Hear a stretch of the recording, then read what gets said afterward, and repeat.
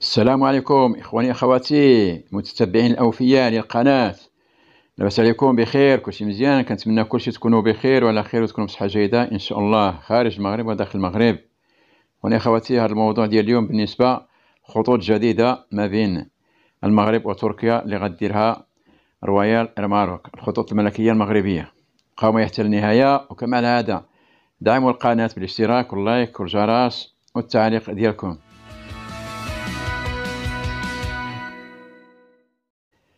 إخواني أخواتي، نهار اللي بداو هاد الرحلات ما بين المغرب والدول العالم، راه بداو الشركات كيديروا خطوط جديدة ما بين المغرب وبعض الدول، ومنهم الخطوط الملكية المغربية اللي غدير هاد الخط دابا ديال ما بين تركيا والمغرب، وعندها خطوط أخرى اللي راهم دارتهم. من بعد إن شاء الله غادي نحط لكم الأخبار ديالها.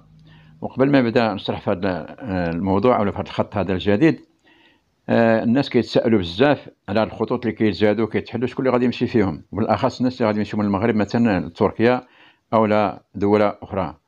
واش الناس اللي عندهم الاقامه، واش الناس اللي غادي يخرجوا سياحه، واش الناس اللي عندهم ديك الشروط؟ هذا هو السؤال اللي راه محير الناس بزاف وكيتسائلوا عليه بزاف. هاد الرحلات شكون اللي غادي يمشي فيهم؟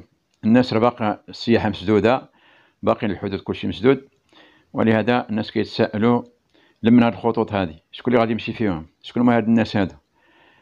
كاين بعض الاخوان الله اعلم واش كيهضروا بنيتهم او لا كيتفلاو، الله اعلم، كيقول لك راه المغرب فتح السياحه وانتم ما عندكم خبر وانتم ما عندكمش المعلومات وكتخربقوا غير كديروا. ما عرفناش حنا هاد الناس هادو السياحه اللي تفتحات، ما عرفناش هاد السياحه اللي تفتحات لحد الان. راه السياحه ما كايناش، السياحه المغرب راه باقي ساد السياحه وباقي ساد الحدود ديالو، راه ما كاين لا سياحه لا حتى شي حاجه. اللي عنده الاقامه وعنده المسائل ديالو في دوله اخرى راه يمكن له يمشي، هذا كيمشي. اما اللي ما عنده حتى شي حاجه راه لابد كاين الشروط ولا بد مازال داكشي كامل. ولهذا كنتمناو هاد الخطوط اللي كيتزادوا وهاد الرحلات اللي كيتزادوا يستافد منهم كلشي، لا اللي عنده الاقامه ولا اللي ما عندوش الاقامه. راه الناس عندهم مشاكلهم وعندهم الاغراض ديالهم، يمشيو يشوفوا ولادهم، يشوفوا احبابهم، يشوفوا والديهم اللي على برا. راه ماشي كنسمعوا السياحه الانسان غادي يمشي يطوط في الزناقي ولا غادي يمشي يجلس في القهاوي ولا يمشي يجلس يدور في الزناقي بلا قياس ولا شي حاجه. راه هذه كلمه السياحه راه غير باش الانسان يخرج يمشي عند حبابو، يشوف حبابو، يشوف العائله ديالو، يشوف شنو غيدير. هذه هي كلمه السياحه، ماشي يعني غادي يمشي الانسان يمشي يدور يبقى يدور في الزناقي ولا. وبالاخص في هذه الوقيته ديال هذا المشكل ديال الوباء، راه الانسان غادي يدير احتياطات الراس ويدير اجراءات الراس. هذا الانسان اللي غادي يمشي يبقى يدور في الزناقي ما عنده عقل راه ما يمكنش. ولهذا راه حنا بغينا السياحه حتى هي تحل باش كلشي يستغل وكلشي يمشي.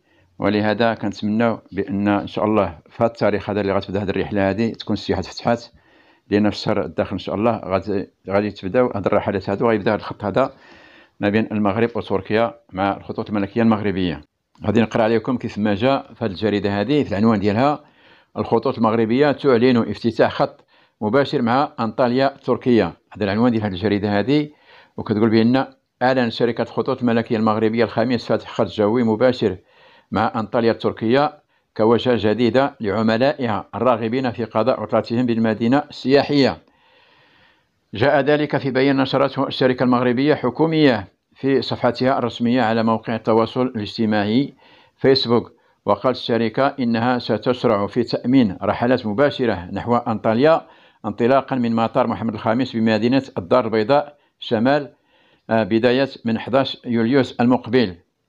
هنا قالت الشركة المغربية أعلنت بأنها تفتح واحد الخط جوي مباشرة مع المدينة ديال أنطاليا التركية كوجهة جديدة بالنسبة للناس ديالها ولا الكليان ديالها باش غادي يمشيو يقضيو العطلة ديالهم في هذه المدينة السياحية. هنا باش كنقول بأن شكون هما هاد العملاء وشكون هما هاد الناس اللي غادي يمشيو يدوزوا هاد العطلة السياحية في هذه المدينة هذه. على من كيهضروا؟ شكون هما هاد الناس؟ شكون هي الفئة اللي غتمشي في هاد الرحلات هذه؟ خصهم يشرحوا لنا شكون هما، واش عموميا او لا غير بعض الفئة. هنا هي النقطة اللي كيتسالوا عليها الناس بزاف. الانطلاقة ديالها غادي تكون من مطار محمد الخامس الى هذه المدينة اللي هي انطاليا، وكذلك غادي تكون نهار 11 شهر 7 اللي هو يوليوز المقبل ان شاء الله. وكنتمنى في هذا التاريخ تكون السياحه تفتحات او تكون فتحات قبل من هذا التاريخ هذا باش الانسان يوجدوا راسهم ويمشيو هذه الرحلات هذو. هنا كيهضروا كذلك على السياحه، الانسان اللي بغى يمشي فواج ولا اللي بغى يمشي تسارى كانهم كيطمئنوا الانسان بان راه ما كاينش وباء في تركيا. الا بغيتي تمشي تسارى وتشوف هذيك المدينه كيفاش دايره، هنا تيقولوا وأرفقت الإعلان بدعوة إلى عملائها للاستمتاع بالمياه الفيروسية لأنطاليا واكتشاف شوارع المدينة المليئة بالبهجة وسحرها التاريخي. هنا الإنسان اللي بغى يمشي يتسارى ويشوف هذيك المدينة كيفاش دايرة، بأن كيطمئن كما قلت لكم بأن راك تمشوا في الأمان، ما كاين لا وباء لا شي حاجة. ولم تذكر الشركة تفاصيل أكثر من عدد الرحلات التي سيتم جدولتها بين أنطاليا والدار البيضاء، بأن ما عطاوش واحد العدد ديال الرحلات اللي غادي يكونوا ما بين هذه المدينة وما بين الدار البيضاء.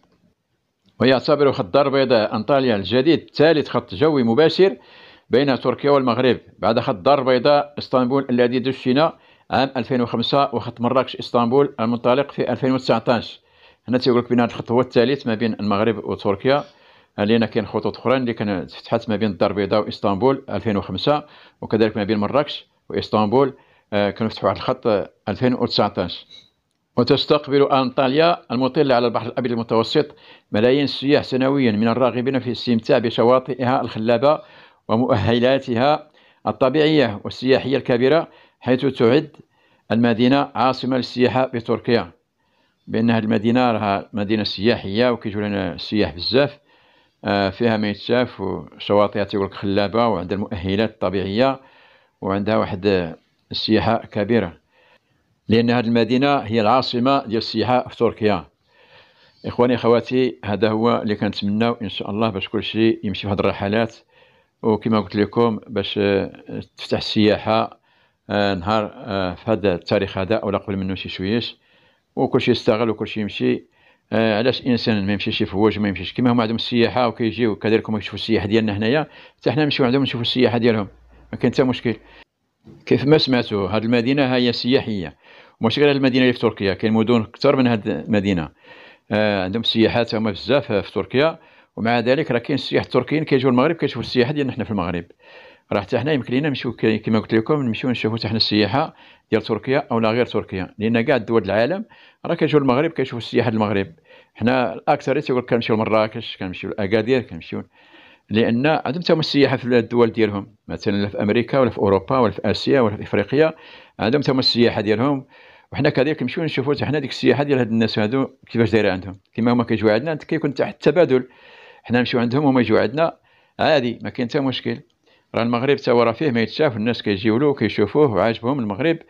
راه حنا سمعنا هذا الشيء وهضروا معنا الناس ماشي غير مغاربه، الناس برا كيقولوا لنا المغرب ديالكم راه مزيان وفيه ما يتشاف، هادو اوروبيين كيهضروا على هذا الشيء على المغرب.